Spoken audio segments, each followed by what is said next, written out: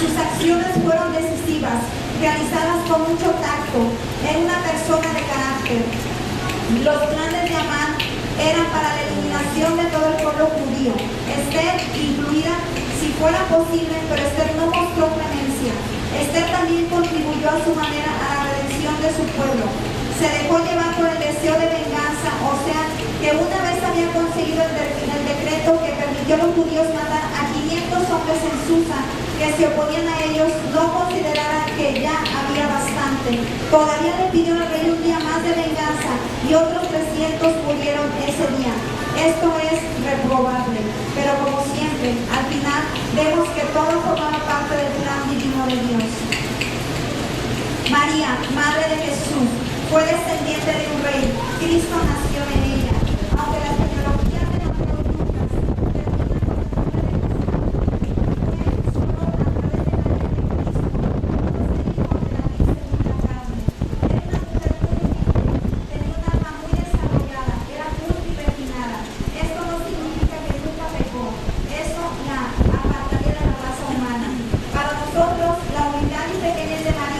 tiene un doble significado.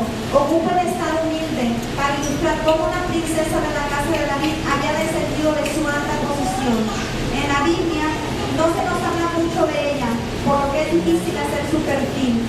La devoción popular y la imaginación de teólogos y predicadores ha dicho de María muchas cosas que nada tienen que ver con la madre de Jesús, tal y como nos la describen los evangelios.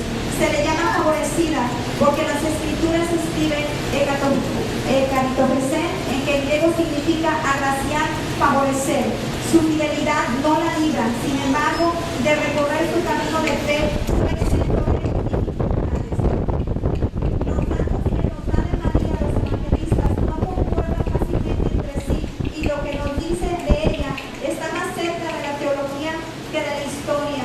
Lo que podemos saber sobre María desde el punto de vista histórico es tan poco que los evangelistas apócrifos se ven en la necesidad de recrear su figura, basándose con frecuencia en una imaginación desbordada que deformó la sobriedad y el significado simbólico teológico de los textos evangélicos. Dorcas, su nombre real era Tabita, en griego Casena. Dorcas es una traducción hebrea. Esta mujer abundaba en buenas obras y en limosnas que hacía. Se dedicaba a coser vestidos y túnicas para los pobres. Fue la primera que se dedicó a estos actos de amor inspirada por Cristo. Su ejemplo ha sido una fuente de inspiración constante para las buenas obras. Tabita originó un movimiento de amor que ha perdurado durante 19 siglos. Cuando Pedro fue a Jope, se encontró al llegar que Tabita acababa de morir. La habían lavado y puesto en la estancia superior.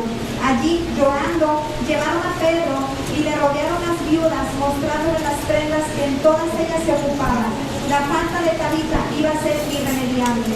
Pedro se puso de rodillas, oró y poco después se la volvió a presentar viva. Tabita pudo continuar su ministerio benéfico. Tabita es una expresión del amor cristiano transformado en hechos. Apela a la acción de las mujeres que, por su edad o su posición o circunstancias, no tienen ninguna otra vocación específica. Nos enseña que la pobreza puede ser mitigada efectivamente en el nombre de Jesús. Tabita es un ejemplo de amor. Loida tiene el honroso papel de la abuela en las escrituras.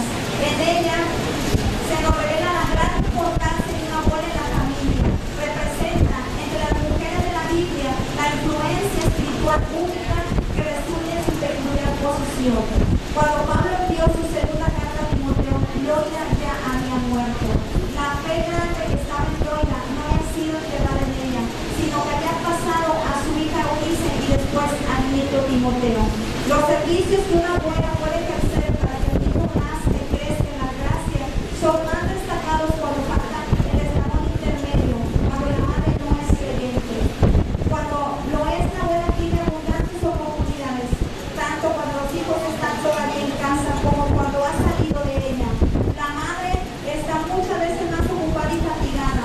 La vida de la abuela transcurre de modo más pacífico. Su cara revela su mayor calma y paz.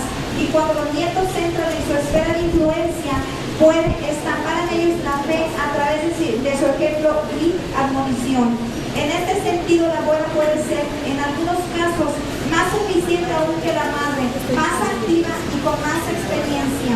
La abuela no debe ser dominadora de los nietos, al contrario, puede dar a los nietos e hijos la bendición única que una persona madura y con experiencia espiritual puede proporcionar. Eunice le transmitió la fe no fingida a su hijo. Esta había sido adquirida de su madre, Loida. La fe no es impartida por los padres, sino que procede de Dios. Pero Dios se complace en permitir que su bendición se extiende en las sucesivas generaciones. La salvación puede tener lugar a cualquier edad, incluso a edad muy avanzada. Pero el llegar lejos en el conocimiento de Dios suele ser más seguro cuando el niño ha sido creado dentro de las Escrituras. El corazón, espíritu y conciencia del niño es más tierno y en él se hunden de modo indeleble las enseñanzas. Cuando han sido imprimidas con eficiencia, definitivamente se borran más adelante. Este es el privilegio de algunos hijos de madres cristianas, pero no de todas. Algunos hijos de madres cristianas convertidos luego han dicho que no habían recibido la más mínima bendición de su madre, pero en otras ocasiones la madre inspira de modo permanente la vida del hijo y éste conserva siempre sagrados recuerdos de ella. Es algo glorioso que unifica a los dos espiritualmente. La ternura del amor materno es santificada por el amor de Cristo. El amor maternal potencia el ferviente anhelo de la madre de que el hijo sea del Salvador. La madre no descansa hasta que de un modo u otro, leyendo historias de la Biblia, dando consejos, ejemplos, estímulos, como sea, le induce a abrir su corazón al Salvador que se le está revelando por aquellos medios. El padre sin duda tiene su responsabilidad y su carácter, con frecuencia más fuerte. Ha de guiar también al hijo en el hogar, pero aun cuando se ejerce la influencia del padre, la tierna actividad espiritual de la madre, su vida fiel, piadosa y de oración, es la rotulación del terreno que permite recibir la semilla de un blando seno. Las madres deben empezar su actividad en los niños cuando son muy jóvenes. No basta con educar al hijo a comportarse con modales, cuidarlos e instruirlos con rectitud. Hay que inducirlos a entrar en los ministerios de la divinidad. Eunice es ejemplo de la madre que procura que sus hijos crezcan y caminen en el Señor.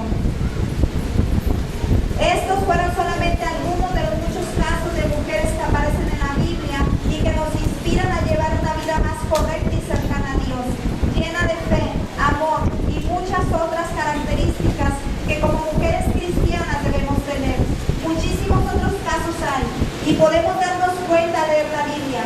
Esas historias tan maravillosas que nos sirven como ejemplo de vida cristiana, aún sigue habiendo muchas otras mujeres que han dado un gran testimonio de fe, pureza, santidad, amor, perseverancia, lucha y una cantidad innumerable de etcétera, y que fueron llamadas por Dios, mujeres como tú, que han decidido acudir al llamado que Dios ha hecho a sus corazones.